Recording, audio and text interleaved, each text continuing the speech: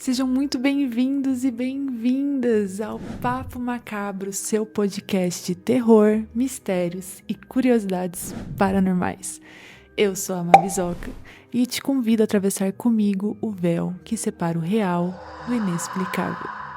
Agora apague a luz, acenda uma vela e vamos ao nosso episódio.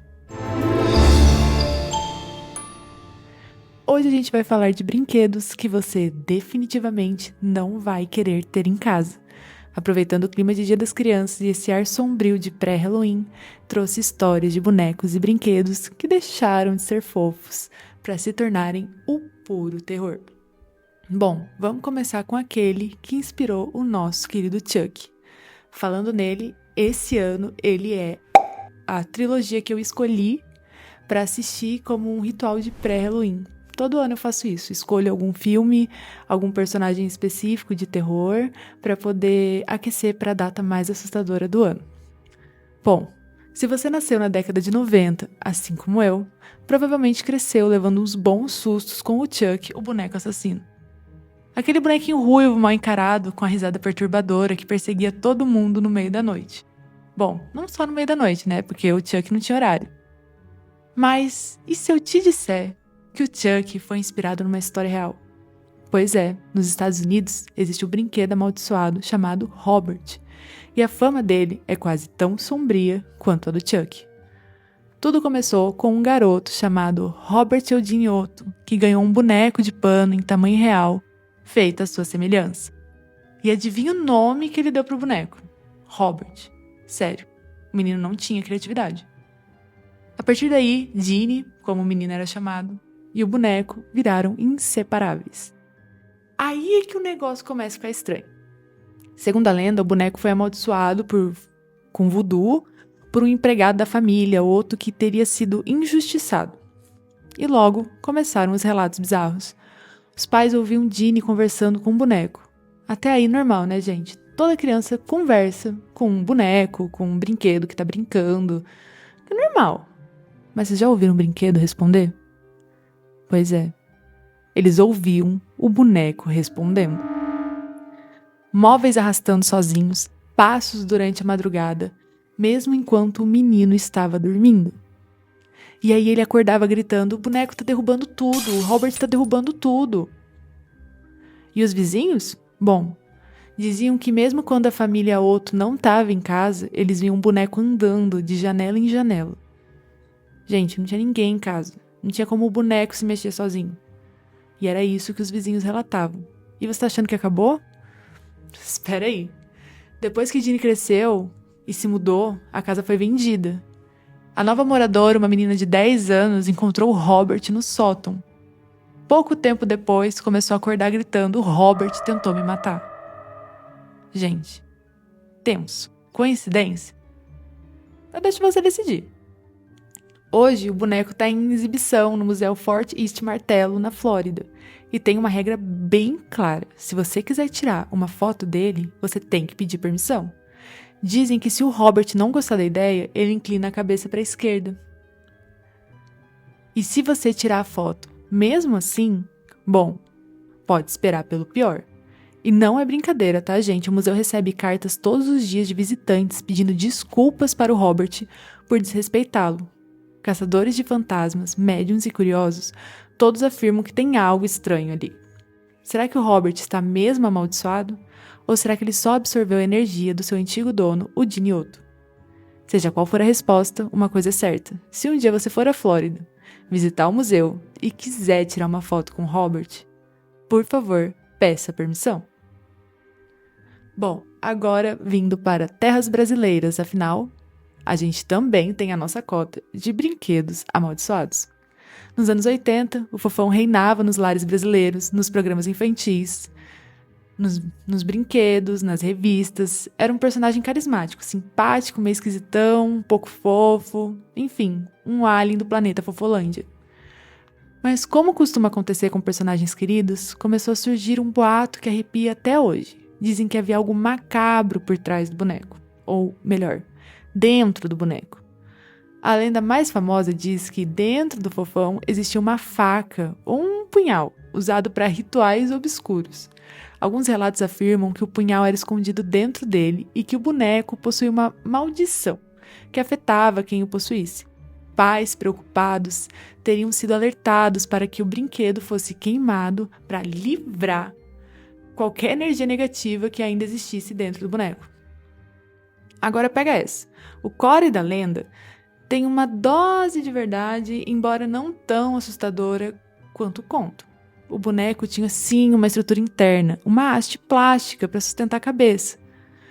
Quando trabalharam no design e na produção, os fabricantes precisaram encontrar algo para fixar a cabeça no corpo, já que o enchimento era leve, era feito de espuma. Essa peça, que alguns viram como uma adaga, não era cortante e muito menos afiada.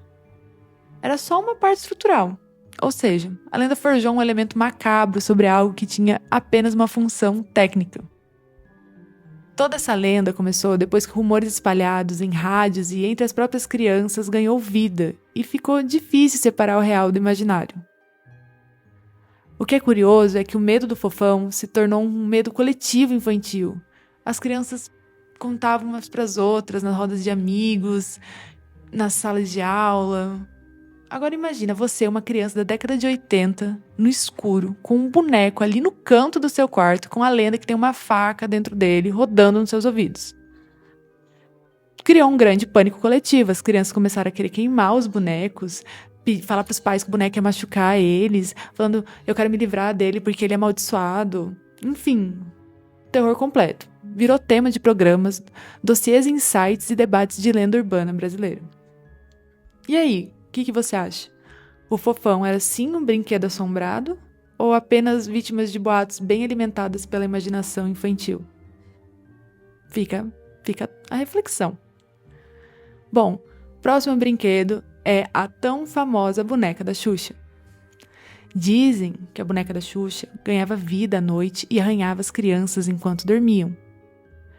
Muitas mães afirmavam encontrar os filhos com marcas misteriosas de arranhões nos braços, nas pernas ou até mesmo no rosto, e juravam que ninguém mais poderia ter feito aquilo. O detalhe mais macabro?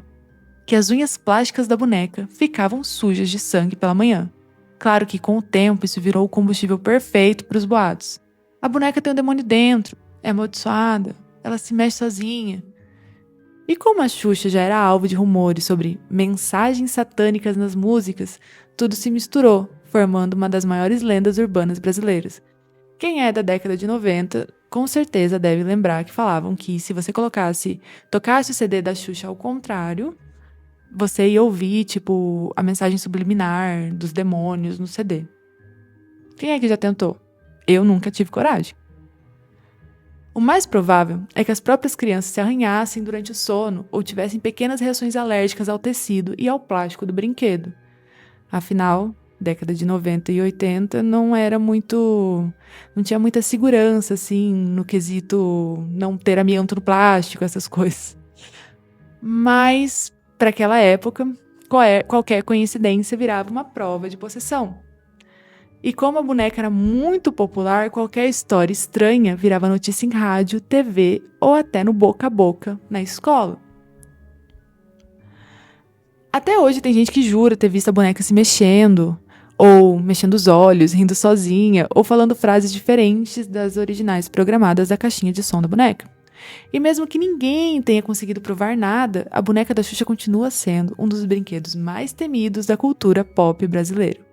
Bom, eu mesma tenho a minha cota de experiências envolvendo brinquedos da Xuxa. Eu tive um laptop da Xuxa quando pequena e quando deu umas 3 da manhã, assim, eu devia ter, uns 6, 7 anos. Deu umas 3 da manhã, o laptop começou a tocar a música sozinho, assim. Pensa. Eu fiquei morrendo de medo. Hoje em dia eu imagino que deve ter, tido um curto, alguma coisa para explicar isso, mas enfim, o meu outro relato meio que quebra isso, porque já não era noite, era um dia de dia, eu estava brincando com os meus brinquedos e o laptop começou a tocar música sozinho. Só que dessa vez ele estava sem pilha, porque eu já tinha retirado as pilhas por conta desse acontecimento dele ter começado a tocar de madrugada. Depois desse dia, eu simplesmente pedi pra minha mãe pra me livrar do laptopzinho, porque eu não queria mais ser, porque eu falava que ele tava endemoniado. Esse é o meu relato. Bom, vamos voltar agora para terras americanas, porque vamos falar dela, da Annabelle. Bom, a história começa nos Estados Unidos, nos anos de 1970. Duas estudantes de enfermagem, a Donna e a Andy, moravam juntas e receberam de presente uma boneca de pano, com cabelo de lã vermelha e o rosto costurado, aparentemente inofensiva, até que começou a se comportar de um jeito estranho. A boneca mudava de posição sozinha. Às vezes aparecia em cômodos diferentes ou com os braços e pernas em posições que ninguém lembrava de ter deixado. Logo começaram a surgir bilhetes escritos à mão, com mensagens assustadoras do tipo "me ajude" ou "me salve", e ninguém da casa admite tê-los escritos. Sobre a possessão, uma menininha chamada Annabelle Higgins teria morrido perto do local, e o espírito pediu permissão para morar na boneca.